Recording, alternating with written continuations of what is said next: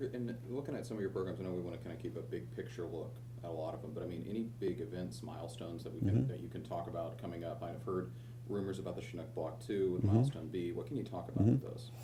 So I'd like to start off with our Black Hawk program specifically because it's near and dear to this installation and to the community in Alabama that really is a workforce that is doing things that a lot of people didn't think we could do. It's called the UH-60 Victor program. It is digitizing what is an analog platform. It's doing what many could not thought be done, and that is do that internal to the Redstone community, and then apply the application of the kit, which will be competed down inside our own depots. We did that. We're going and doing the same effort the way we've traditionally done it, just to buy all new platforms, when quite frankly it wasn't necessary for these remaining 800 platforms. Would have cost $12 billion more. That much? $12 billion more to buy all new versus what we're able to do for 800 platforms for the exact same capability for the soldier. Again, we're not losing capability for the soldier. Secondly, I would say we work in the realm of gates, essentially, and you call them milestones.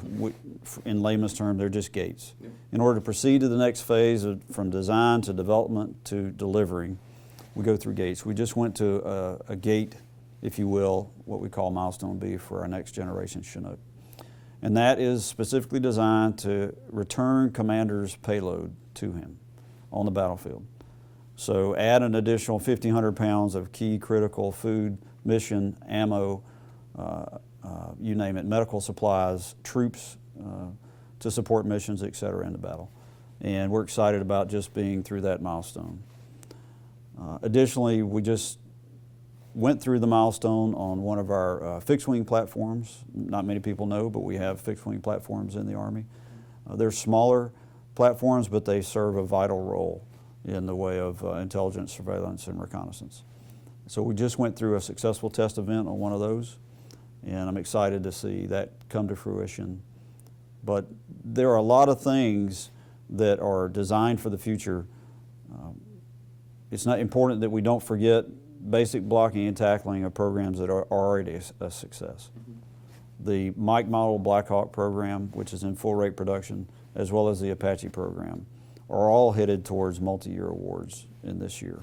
The Apache has actually already signed that award, and that's a huge success. Savings of 10% plus on the program over where we had been this year last time.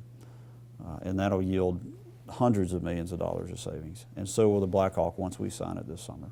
And what, if you can talk about it at all, what was the fixed wing platform that had the test event, if you can talk about that at all? Right, it's basically a Beechcraft 350 ER, which is, the program is called EMARS. We'll get you the exact acronym. Thanks. And that really is an intelligence platform that collects on the battlefield, right, so that we can be aware and make decisions sooner rather than later. Similar to what you guys have parked out front?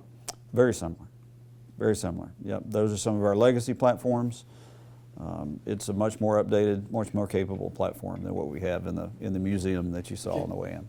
Yeah, because that's an impressive little set. It tells you were definitely dealing with aviation when you pull up. Yeah. But I mean, and in the future, sir, I know we're getting close to running out of time, but where do you see the PEO going?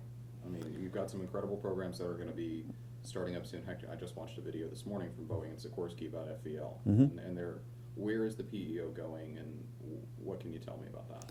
So while we're excited about what we do for the current fleet, and really in the near term and the midterm, we are really here to design the future along with industry. You mentioned a few of the companies. As we look at the Combat Aviation Brigade and its ability to maintain overmatch with our adversaries in ultimately the 2030s and beyond time frame, the Army is looking at really what the shape of war looks like.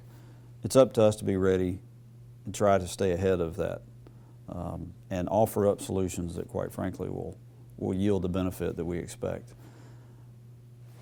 Into our main program for the future vertical lift, we have also another program that's supporting that called Joint Multi-Role. We will fly those joint multi-role demonstrators in this next year. So if we were to sit down this time next year, both of the competitors who won that science and technology effort to develop those demonstrators will be flying them. That will serve to tell us really whether or not some of our goals can be met for future vertical lift. Future vertical lift, from my standpoint, is simply about taking really a next step. Let's go where helicopters or vertical lift aircraft have not gone before. We have not been able to exceed 170 knots with current designs, ultimately. The goals of this platform, and we've seen it in some technology demonstrators, is to get to V-22-like speeds, 200 to 300 knots on the battlefield, which is pretty fast when you're flying at treetop level, and deliver troops in advance of the enemy delivering troops. Deliver them in places the enemy can't reach, and conduct medevac missions in ways that none of our adversaries can conduct. So that will be true leap ahead if we do that. And I look forward to seeing the results of the technology demonstrator flights this year, as well as the Army's decision in about FY19 timeframe. And I know we're doing this interview so we can get it out of the way before Quad A and all the craziness that'll happen up there, but what are you looking forward to down in Nashville? Or up in Nashville, Florida, I don't even know where I am right now. Right. So anytime industry gets together with the Army, it's certainly a benefit to us. If nothing more, it provides a consolidation point for us all to have a discussion and do it in a very efficient manner. So we're looking forward to, again, engaging industry. I would say for PU Aviation, we engage industry every day. So Quad A is just an extension of that. Is it something that benefits our soldiers? Absolutely. Does it benefit the Army writ large? Absolutely. And it's something we need to continue to do. Quad A, Army Aviation Association of America, that's putting on this next meeting, really is intended to bring together the Army Aviation with industry so that we can collaboratively make better decisions. And I think it's yielded itself. Army Aviation has produced quite a bit over the past and will into the future, and I think that will go a long way in aiding it. So looking forward to it. I'm a member of Airlift Tanker as an airlift and tanker pilot kid, so I understand the benefits of those things.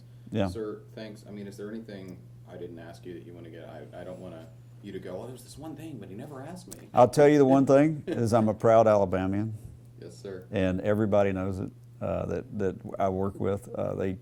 They have to know it because I advertise. First of all, I grew up in Tuscaloosa, a native that I never in my wildest dreams thought, first of all, Army Aviation would brack here in 1997. I came into Army Aviation in 1989 with no hopes of Huntsville, no hopes of really, coming back to Alabama. It's just been an absolute delight for my family. It's an absolute delight for me to be here conducting that mission. Not that I don't serve wherever the Army asks me to go, but being in Alabama makes it all the better for Team Todd and our entire family. So we're excited to be here, looking forward to the next 2 or 3 years and seeing what we can do for our soldiers.